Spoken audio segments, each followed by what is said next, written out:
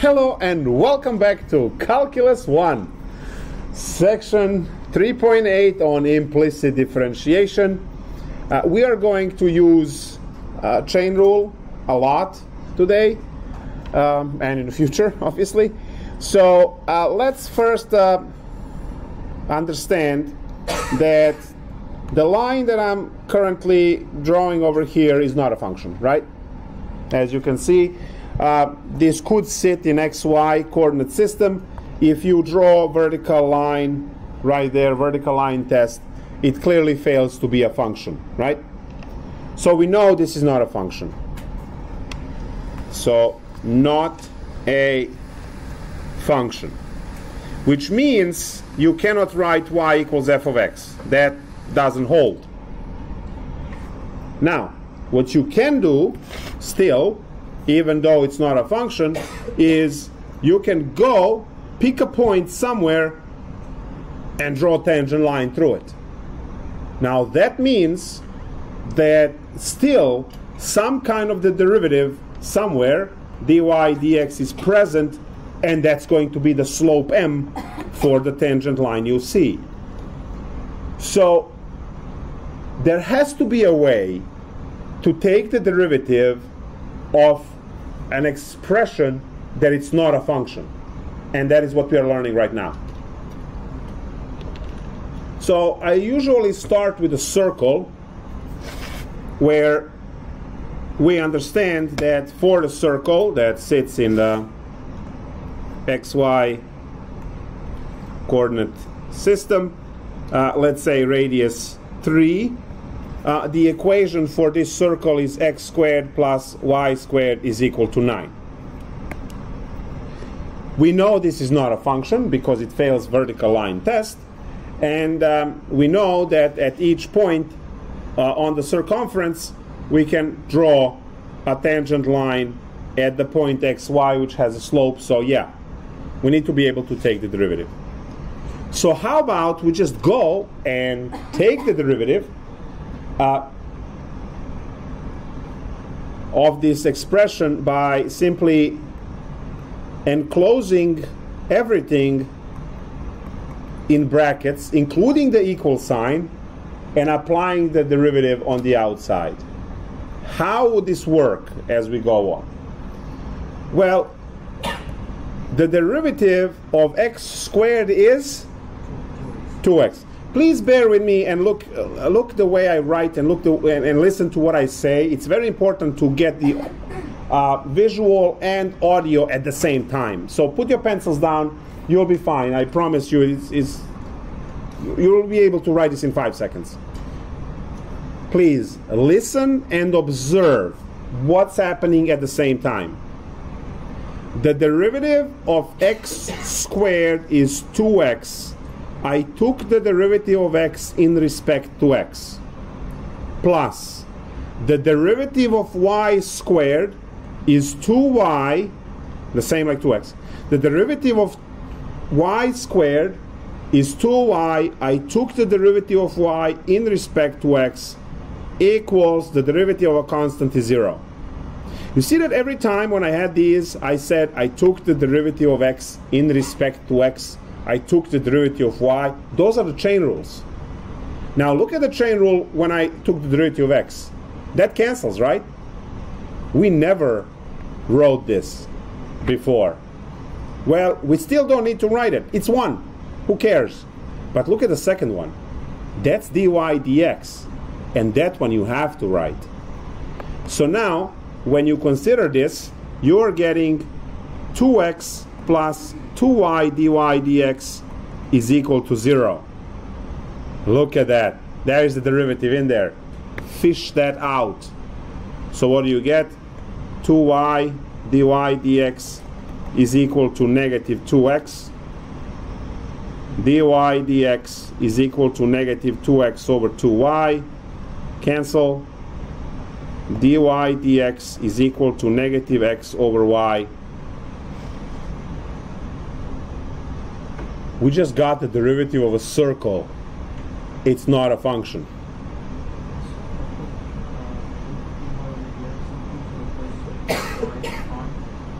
Yeah, you can replace it with y prime, but it's a lousy notation, which I will explain later why.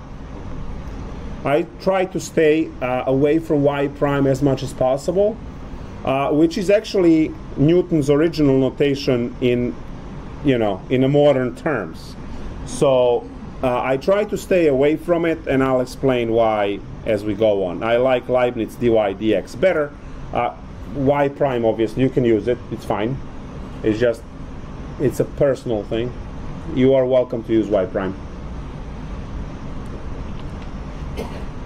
Wow, I just found the derivative of something that is not a function at all by simply taking the derivative of the entire expression term by term. That's all I did. Can I find the tangent line now? Yeah. You give me the point on circumference and I will be able to find the tangent line because I have a way to compute the slope now, right? The point that you give me, xy, gets plugged in here, and that gives you m, and then you have the point and m, you can find the line. It's very simple. Now, what does this mean? This means that we can take the derivative of anything now. It doesn't have to be a function anymore.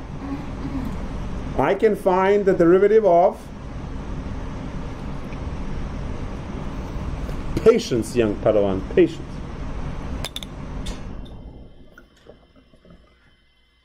All right. We are going to use the same technique now. Term by term, you should know what individual derivatives are. So we go and say, derivative of cosine y is negative sine y. So, negative for sine y, I took the derivative of y in respect to x. You always have to follow with that chain. You took the derivative of y, because there was a y there, in respect to x, which is what your instruction is. And there is your chain for that. Plus 12y to the 3, I took the derivative of y in respect to x. Minus derivative of x squared is 2x. I took the derivative of x in respect to x equal to 0. Again, I don't have to write dx over dx. The only reason why I'm writing it now is for sake of completeness, for you to see that this rule is universal. It's nothing special dy dx. You get to put dx dx as well, right? Now, note that I have two terms with dy dx. I'm going to factor dy dx. And then have this as, I'll write 12y cubed first and then minus 4 sine y.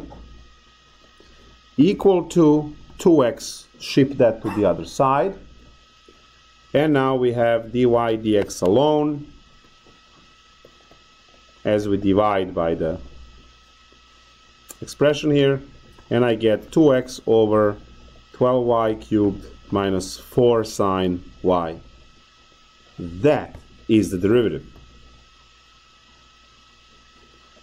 So no matter what you have, you are supposed to go term by term and take the derivative. You must follow with the chain every time. Some chains will cancel, some chains will stay. Now, usually the way I look at this is I say, does my variable match? No. You have a chain. Does my variable match? Yes, the chain would cancel. That's technically what it is.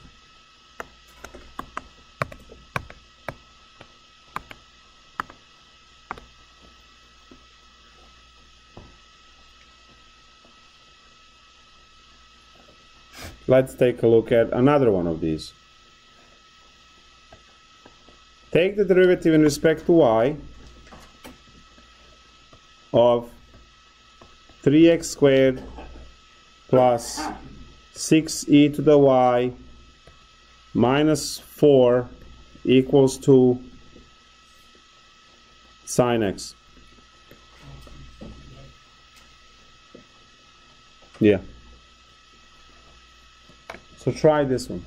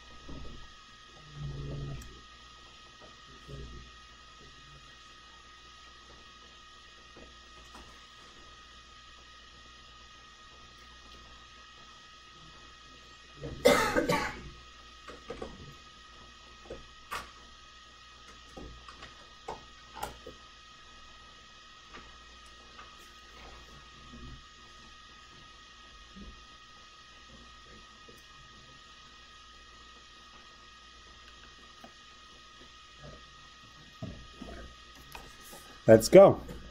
The derivative of 3x squared is 6x. 6x.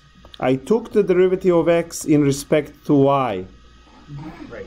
Yeah, it's dx over dy. It's fine. Plus the derivative of 6e to the y is 6e to the y. e to the y. I took the derivative of y in respect to y. Nice. Minus 0. That 4 is just gone. Equals to the derivative of sine x is Cosine. I took the derivative of x in respect to y.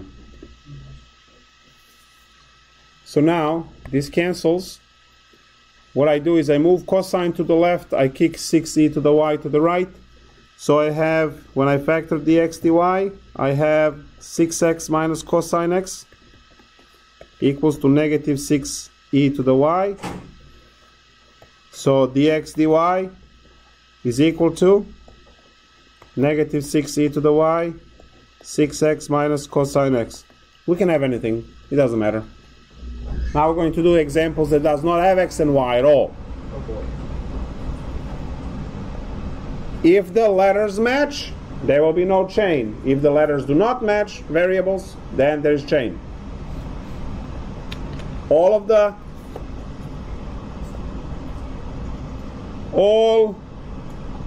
variables. Obviously, if they're not variables, they're parameters, then you get to copy them when you take derivative. Ready? ddm of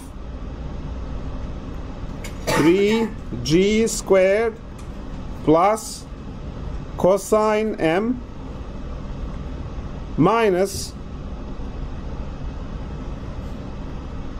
5k to the 6 is equal to 9 plus m cubed.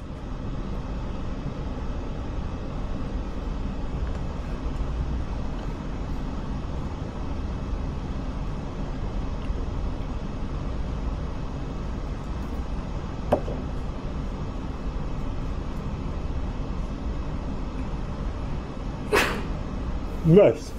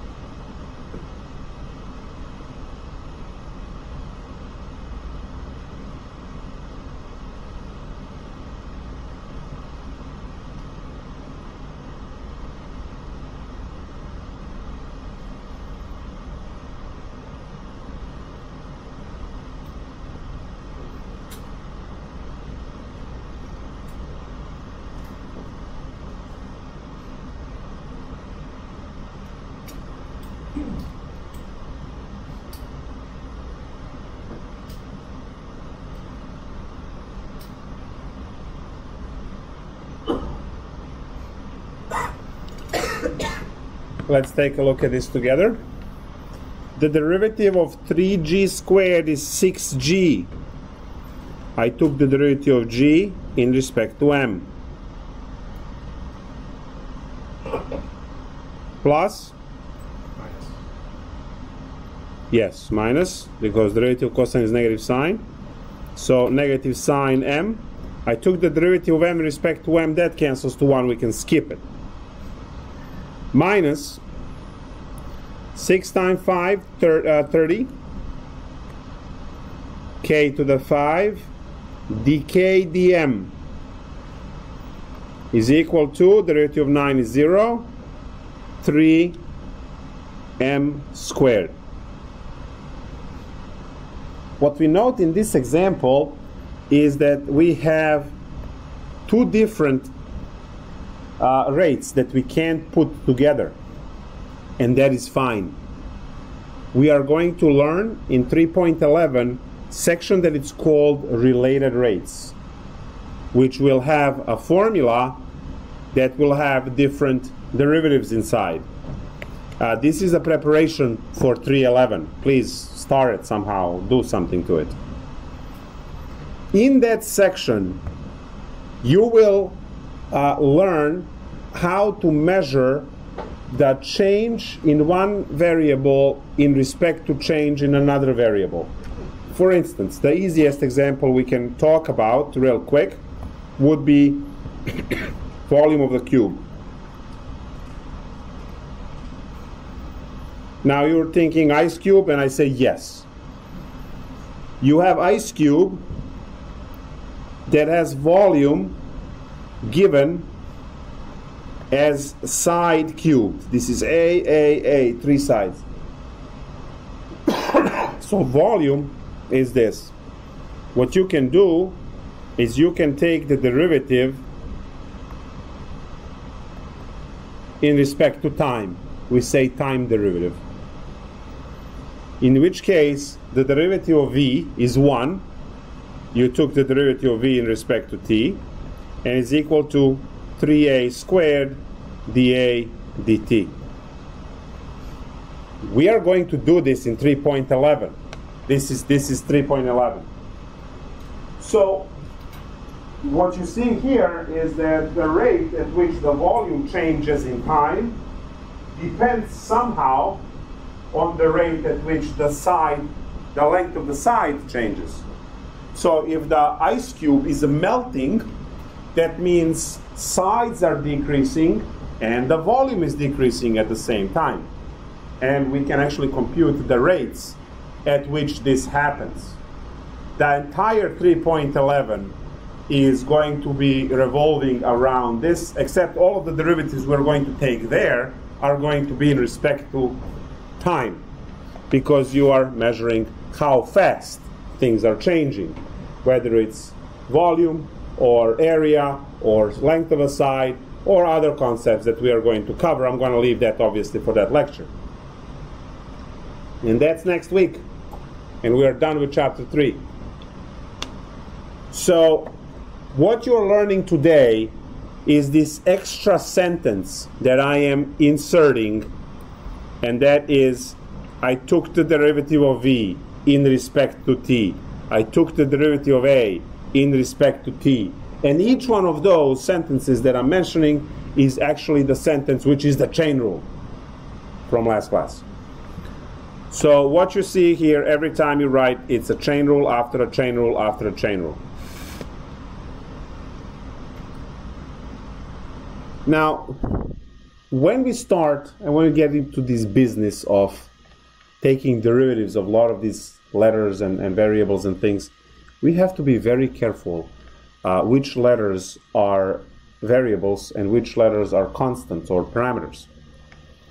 So we are kind of conditioned to say y equals ax squared plus bx plus c, and we are conditioned that x squared is our independent variable.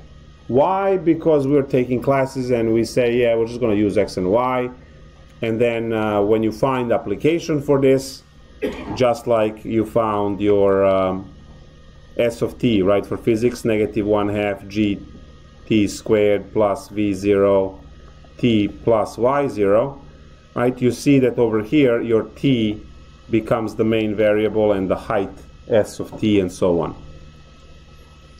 This is the same quadratic function, same parabola.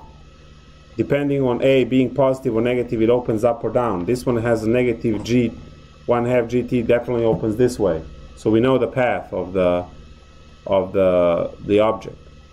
But when you look at this, guys, you actually understand that we deal in general terms, and then those general terms become physics and engineering formulas.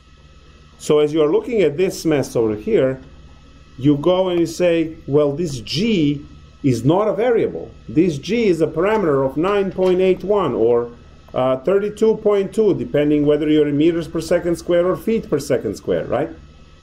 V0, how fast do you throw an object, right? Y0, from which height?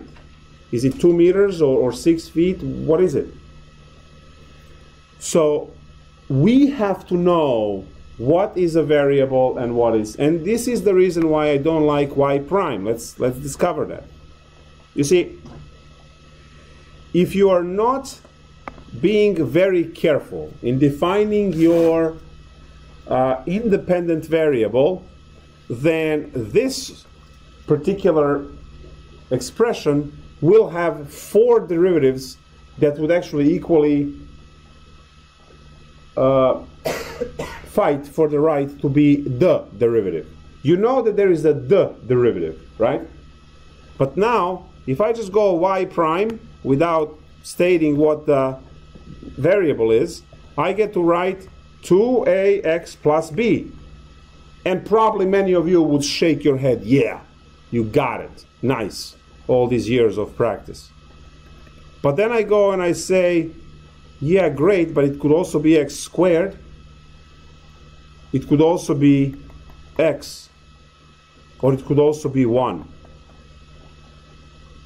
And all of a sudden you have 4 y primes for the same function y, and due to, incomplete notation, you really don't know which one to pick. Now, can anyone make sense out of this and say, okay, this is what happened, this is what happened, this is what happened? Like, how do I get the 4 different derivatives for the same thing over here? By choosing the value of a. What do you mean value? If we put x as a, 1 over 2 as a. That's not it. Creative, but not it. How do I get the second derivative over there, the y prime? I'm not the second derivative. I mean the derivative in the second line. How's the x squared the answer?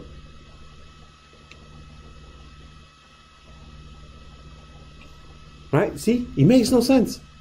You're looking at this and say, what is going on? Well, because I never defined what the variable is. The first derivative here, let's write it in these guys in red. The first derivative is dy dx. It was taking in respect to x because x was the main variable. How about the second one? dy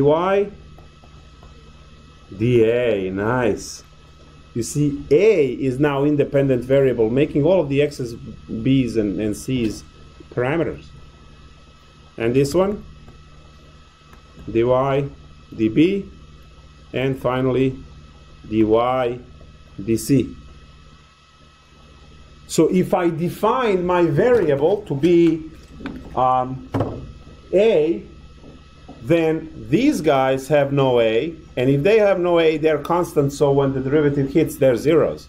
And the derivative of a is 1. And x squared becomes its constant. You see that? We can play this game.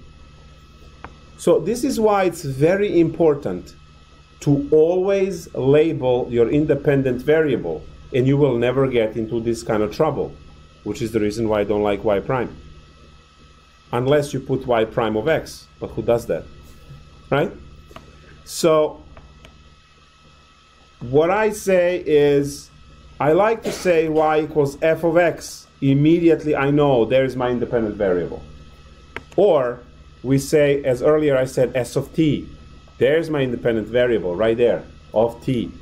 So when I see v0t, I know that's a parameter, a number, and that's a variable. So when I am taking the derivative, I know the derivative of t is 1, and I just get v0 in a derivative, because it's the same as taking the derivative of 3x, and you just get 3, right? So it is important to know what is your variable.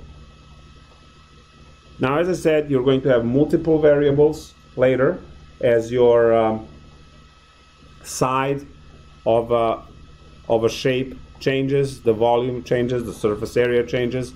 So yeah, those are all different variables. So that's that. That's that part of the story, and that story is called implicit derivatives.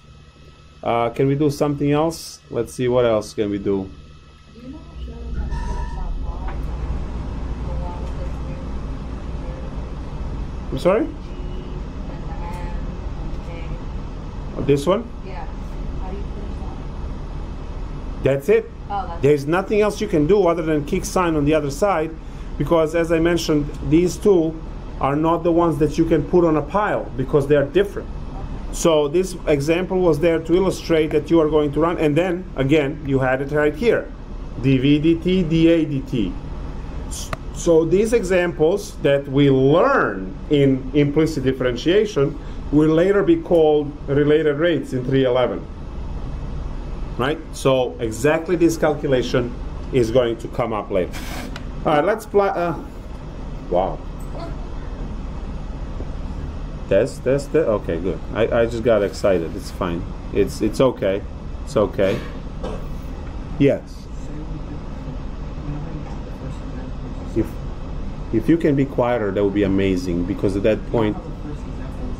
Yes. How do you find the equation for Yeah, we were going to do that as soon as we practice a few more of these, and then we do the examples of tangent line. But that's the same. Yes, it's in the same session. So let me go back to x being our independent variable. Let's take a look at some more examples over here. So we have 3x to the 9, whatever, plus e to the y minus 4xy is equal to sine y. There we go. Beautiful. So try this one. Would anyone like to comment anything about this problem? Like something you see we did not have before? XY. 4xy. Two variables. So same. So So it would be xy with respect to that, or would it just be y with respect to Probably that nothing? product.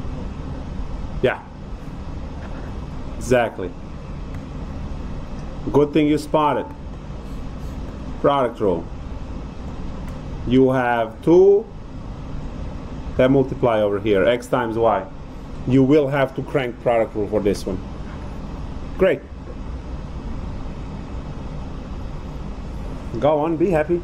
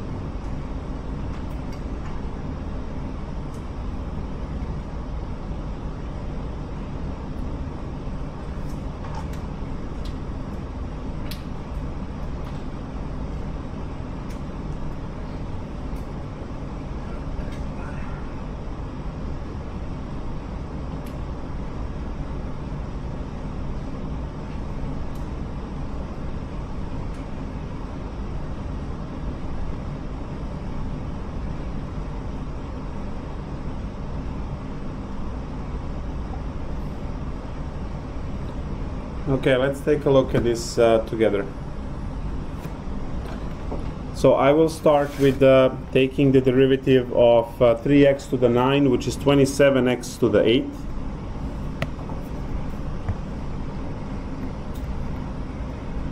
And then we have the dx over dx, which we cancel, right?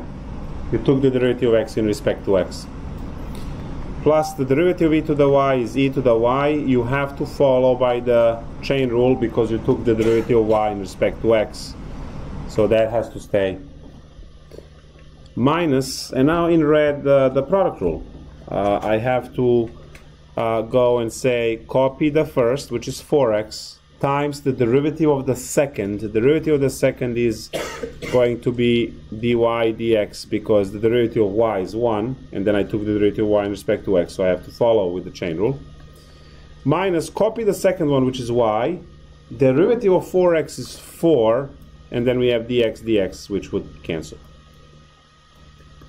All equal to cosine y, and then dy dx we have to follow.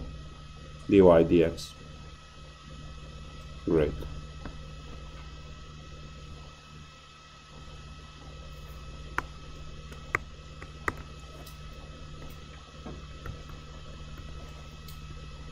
So now we place all of the terms with dy dx on the left, and we move everything else to the right. So 27x to the 8 goes to the other side. Dy dx, what's left on the left hand side? We have e to the y minus 4x minus cosine y coming in from the right is equal to negative 27x to the 8 is going to the right, and then we have minus and minus 4y is plus 4y minus 4y going to the right. Right? Because it's on the left, you have a minus and a minus. So minus and minus makes a plus, but when it hops to the other side, it becomes minus again. Let's 2 steps, whatever. So we have negative 27x to the 8 minus 4y divided by e to the y minus 4x minus cosine y. So if I factor negative 1 on top in the numerator and multiply in the denominator, it will just change all the signs in the denominator. And the signs in the numerator become pluses, which is easier to compute. It's easier to compute with 1 negative sign than 4.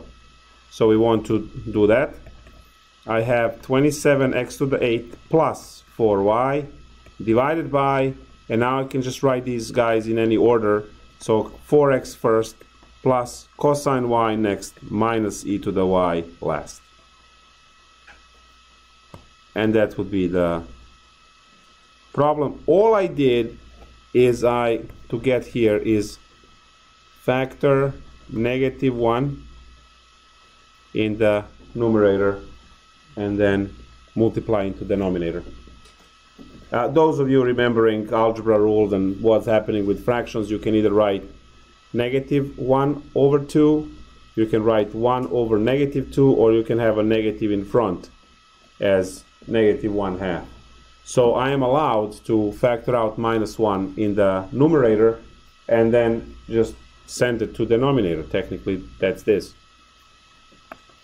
So that's what I did. I factored negative 1 in the numerator, became positive 27 and positive 4, and then shipped that negative sign to denominator, which changed all the signs, which is why I rearranged the terms so that I start with a positive. The only thing that it's left for us to do here is to work out the tangent line problems. Right, that's another thing, because we said that last time that the tangent line problem is going to permeate through all of the sections we have in chapter 3, because that's the purpose, right? The tangent line measures the instantaneous change. So if you want to see, let's say for population, how many more people were added in the year so and so, well, that's the instant. That year is the instant you're looking at. And we did those calculations in class. So now we are going to apply the same concept to our implicit differentiation, except this time we have a lot more computing to do. Oh wait, before we do the tangent line, I forgot we have the second derivative to worry about. Yeah.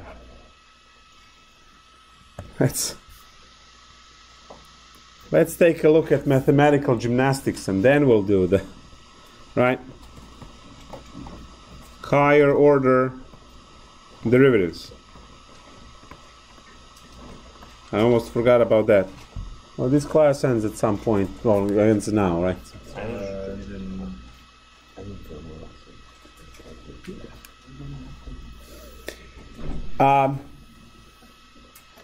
We have higher order derivatives. Can we find the second derivative?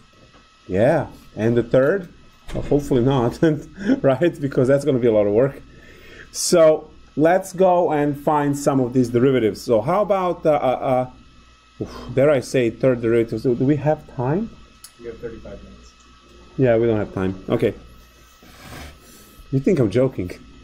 Let's do something simple, okay? How about to find the second derivative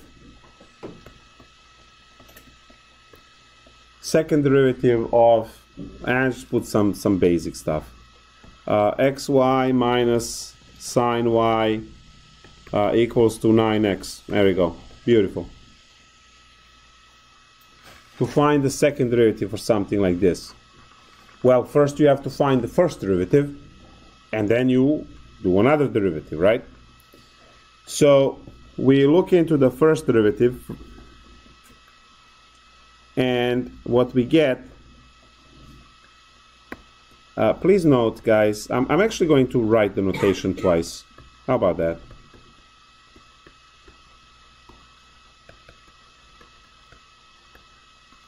So you see that I took the second derivative and I broke that down into d over dx times d over dx. And now I'm applying the inner one first to everything, and then we'll eventually apply the second one. So now you copy the one on the outside, and what are we left inside? Well, first out, there's a product rule there. Who put the product rule there? Me.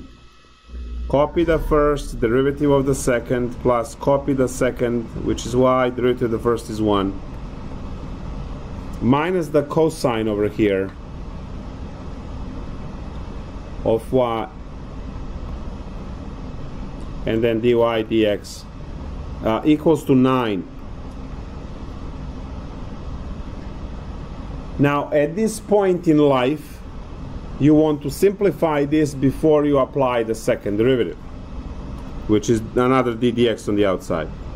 So what you do is you go inside and you say, okay, dy dx on a pile, what's left is x minus cosine y.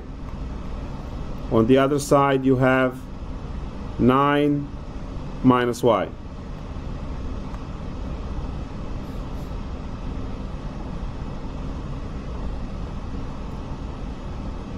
So now we have d dx of, and dy dx becomes 9 minus y over x minus cosine y. You see now when you apply the derivative to dy dx, you will get the second derivative, right? This over here is going to give you the second derivative, which is what you're looking for. Sure, we have the living nightmare on the right hand side with the quotient rule and everything else, but such is life. Scroll up a little bit, there we go. You said a little bit. Oh, okay. So that's that, right? You have the two derivatives. Good. So now we have d squared y dx squared. This is second derivative of y. Note the see how notation is. It's so great. Look, the second derivative of y, right, dx squared. Amazing notation. Bravo to Leibniz for this. is equal to quotient rule. Take denominator, square it. Take denominator, write it up, times the derivative on the numerator. Well, that's negative 1 dy dx minus, copy the numerator, 9 minus y, times the derivative of the denominator. Well, when I take the derivative of x in respect to x, I just get 1. And then plus the derivative of cosine is negative sine, right? So it's a sine y, and you still have your dy dx there, because you took the derivative of y in respect to x. Yeah, I know, living nightmare. Heard it before. So now you get to multiply everything on top, factor out dy dx, and then eventually plug that in and then solve that algebra. You see how second derivative takes 15 minutes? The third derivative takes longer than what we have left for the class. Alright, so let's go and practice more algebra.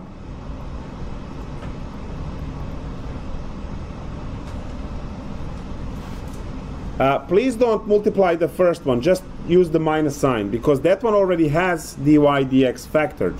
You only need to worry about the second term because you need to factor dy dx, right? So I'm going to leave the dy dx on the outside, and the first one has now cosine y minus x, right? Because when I multiply this negative in, it swaps these terms. Minus, open parenthesis, and now I have to distribute all of this. So that's 9 plus 9 sine y dy dx, and then we have minus y, and then minus y sine y. I have to generate paper. Dy dx. Great. Everything divided by denominator will not be touched. That's at least good.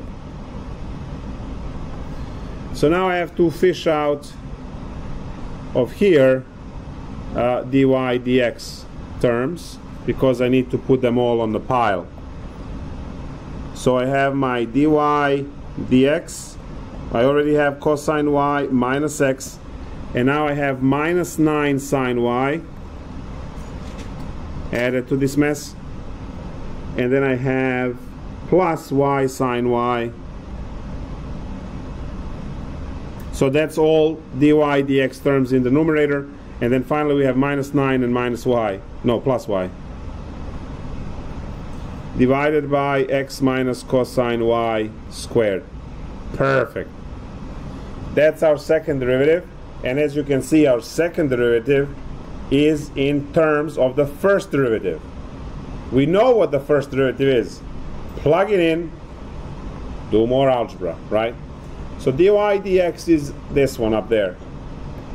So the second derivative over here is, we have 9 minus y divided by x minus cosine y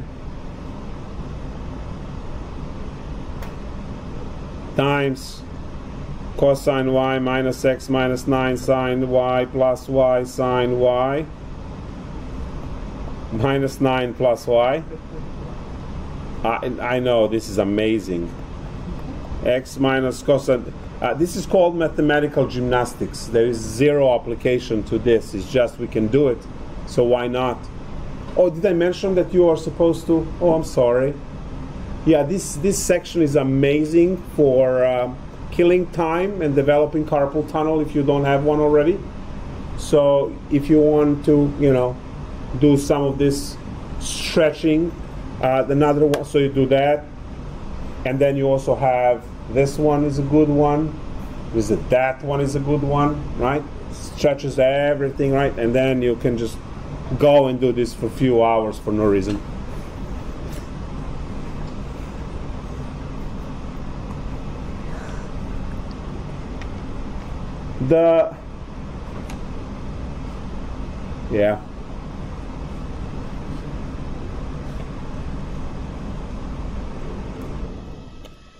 more things can be done. We're just going to walk away. Right? Because you can multiply now numerator and denominator by x minus cosine y to kill the double fraction, which would actually multiply into this and distribute, and then you will have the other one is just... Yeah, there's another 20 minutes of enjoyment of algebra here if you want to. Just be here. I mean, dy over dx. Beautiful. There we go. Dy over dx is substituted with... Yes, that's the dy dx right there. Okay. Okay, I can make a note. That's dy dx equals 9 minus y over x minus cosine y. So yeah. You know what the beautiful thing about this problem is? You know, it started here looking like that, and then within the second derivative it's right here, and this is not fully simplified. And then when you are done with this, right? Well, let's calculate things with it after that. So yeah, we're not doing that, but still. How about we talk about tangent lines, something that we can actually do? So we're not gonna have No, unless you're requesting, then I'll definitely put. It's like if it's a special exam you want me to write for you on a green paper, sure, or yellow, whatever. What's your favorite color? Because I have a whole. So does anyone have a textbook by any chance with you? I do. In the bag. Yeah. That way I don't have to. Thank you. I guess. Oh, I got it. It's much faster for me to find the tangent line problem in a textbook than to actually log on over there and go to the software, and then they're going to ask me to solve that quiz with storefronts and cars, and I had to deal with the homework. My son brought last night his first math homework, and for whatever reason, I'm not sure what demons possessed her. My wife thought that I would be amazing to sit with him and do the math homework. He's 5. Within 20 minutes, I was already ripping my insides. All right, and I don't know how she does it. It was draw 3 trees and then things that he does. They don't look like trees. And I have OCD, and I just want to eat the whole paper because now it's coloring outside of the lines, and you know what? I love him dearly, but I can't deal with that stuff until he is at college, you know, doing this kind of stuff if he wants to. And for whatever bizarre reason, my wife had a really nice time. She even posted me like being like this on Facebook. And when we were done after 2 hours of so much pain, right? There was also a reflection where the parent should write something in a rubric of how it went. I didn't know what she said. Just write the reflection. I just said I wanted to kill myself at all points during this. Apparently that goes to the teacher. I didn't know. So she erased my comment, and then she, in her words, put that he did well. And I just left it at that and walked away. I'll do anything, just please. There is a reason why I'm teaching college, all right? I am not fit mentally to work with a 5-year-old on a math homework, to draw 3 trees and 2 socks and then color them. And the socks are not the same size. It was terrible. Look at this. Does he write yet? Yeah, he's working. I was okay while he was tracing 1 and 2 and writing 1 and 2 on the skyline and the grass line. It's fine. When it came to counting and trees and socks and rocks, I lost it. Yeah, that's tough. Yeah, because you have to have... I have patience to listen to your question and answer it, and it makes sense, but... You could teach them derivatives and rocks and stuff. Yeah, that's going. It's a stretch for me. The biggest issue I have with my daughter is her writing. I cannot read it. It's like horrible. And it like drives me insane. Square paper. She's just Square paper, letter per box. Yeah, I know. She's Mama. There you go. Perfect. You fit in one box. No, if you have a terrible handwriting. She writes really big and messy. Yeah, I know. I've seen it. Mama. I have 2 of those at home. So our job is to find the tangent lines. Look how beautiful this is. Like, let's find a tangent line for this. Yay! And they also give you a graph, which kind of kills the whole purpose of doing this, but it goes whee, like that. And this is where 1, 1 is, and they show you the tangent line, so you can take, count what it is. But, yes. This is problem 46. Thank you very much. Problem 46 in the textbook, and we're looking for the tangent line. You know the job is to find the slope first, which means you need the derivative. So, first derivative.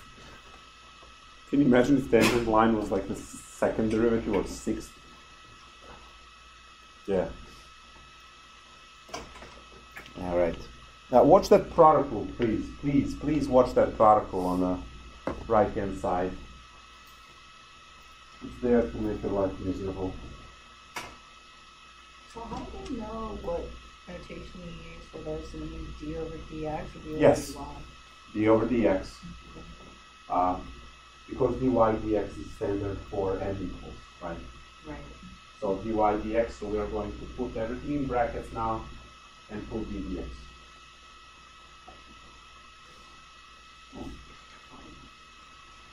Now that I'm using d, probably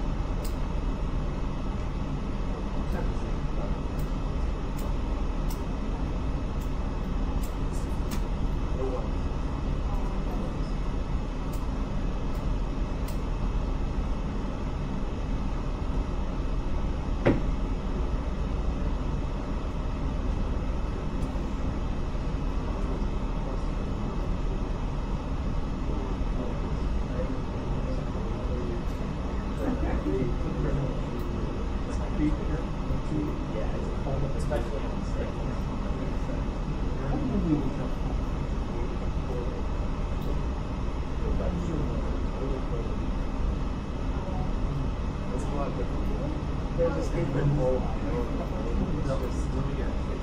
There's a portal. There's like a portal. Yeah.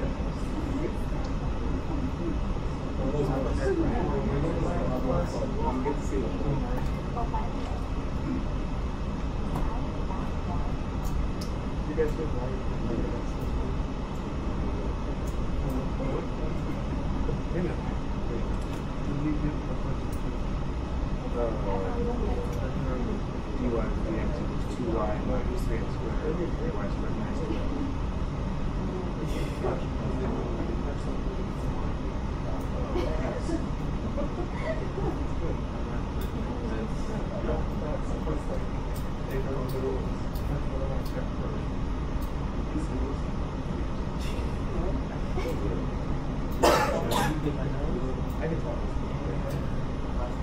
Is it organic? Of course. Premium. Yeah. Like that's very what?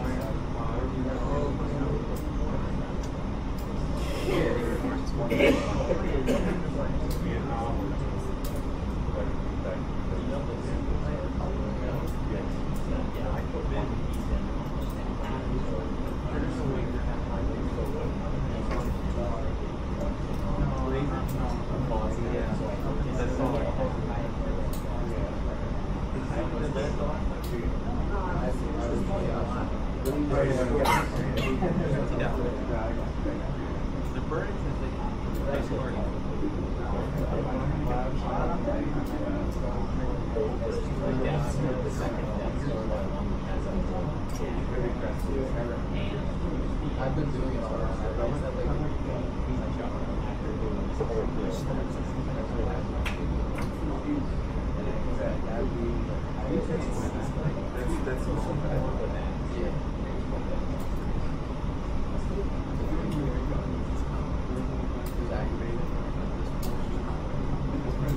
you don't be thinking of that.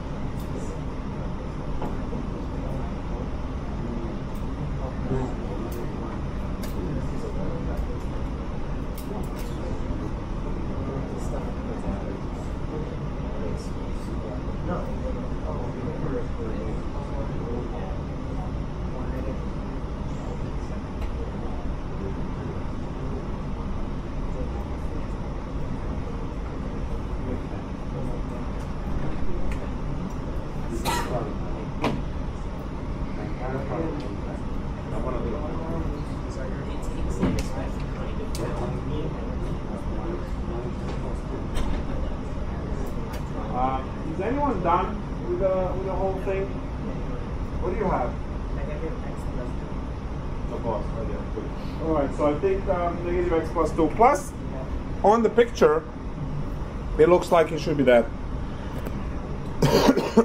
Now, what's the good trick over here? There's no reason for you to go and simplify the derivative. There we go. So we're going to take the derivative term by term. We have 3x. Well, first I'm going to write the derivative of x cubed plus y cubed is equal to 2xy.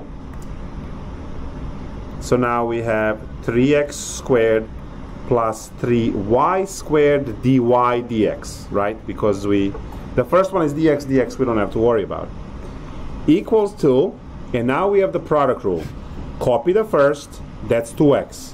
Derivative of y is 1 followed with dy dx chain, plus copy the second, which is y, times the derivative of the first, which is 2, and then dx, no one cares, right?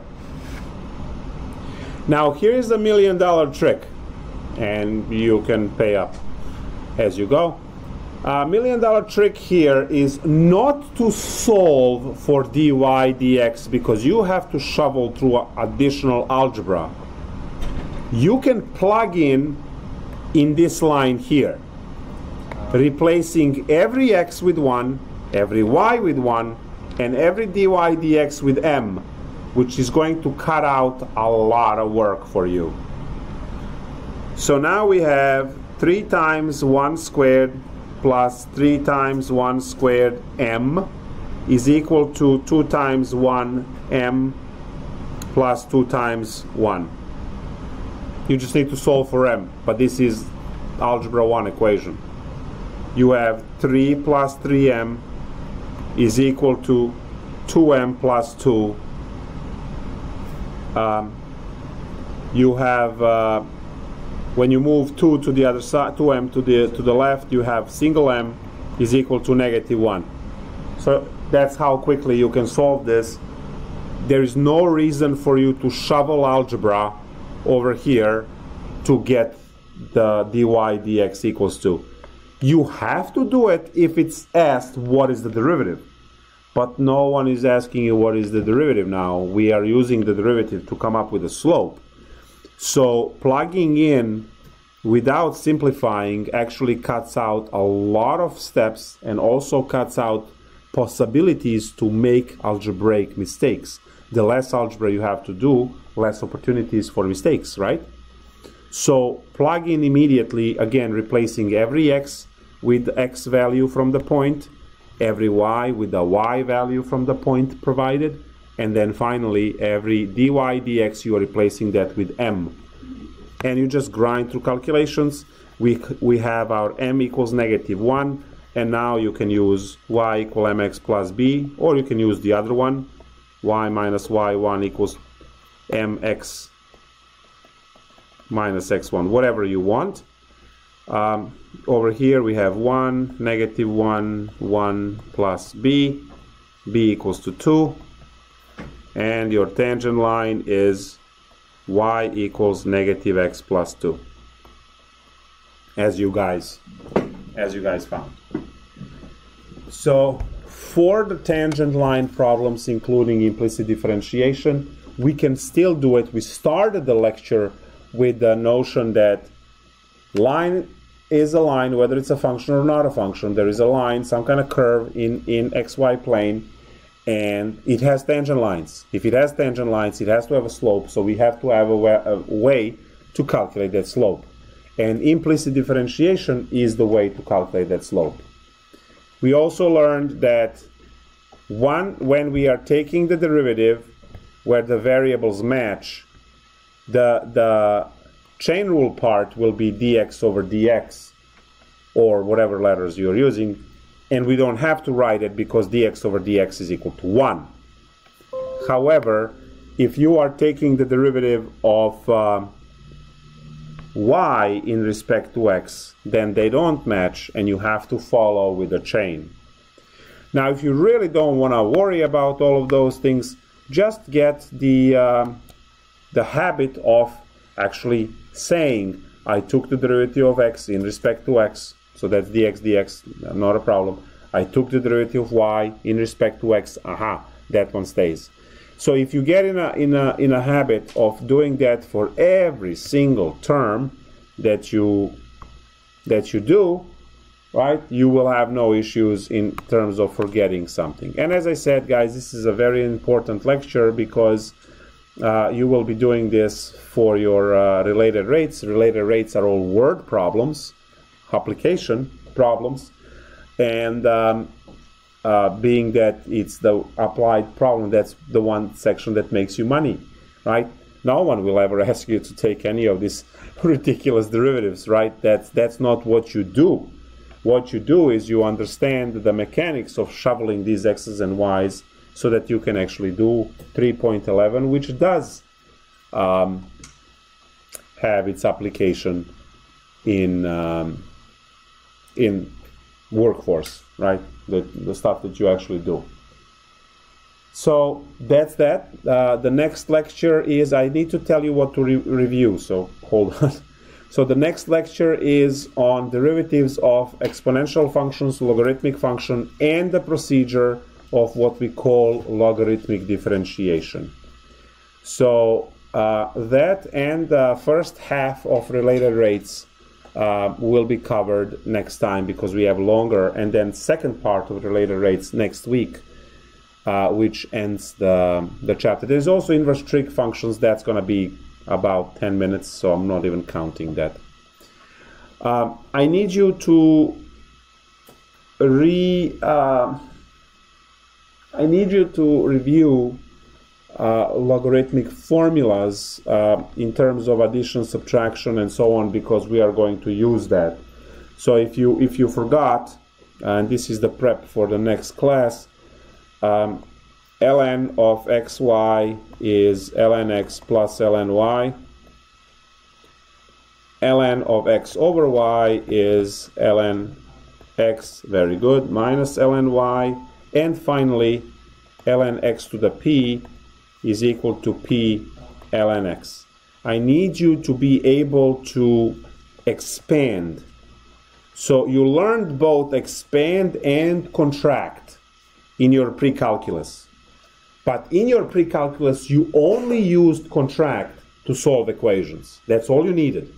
So in 3.3, you learned how to expand and contract using these formulas. But then 3.4 only used contract so you can solve equations. Now we only need expand. Okay, so expand ln of, I don't know, cube root of x minus 1 times x to the 6 divided by 4x plus 1 to the 3, whatever. So can you expand this using the rules up there into, so there are only single ln's.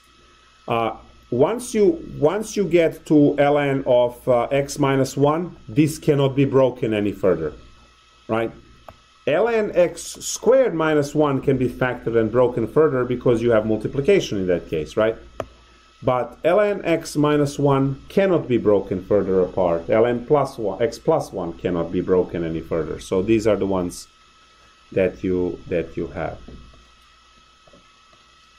Okay?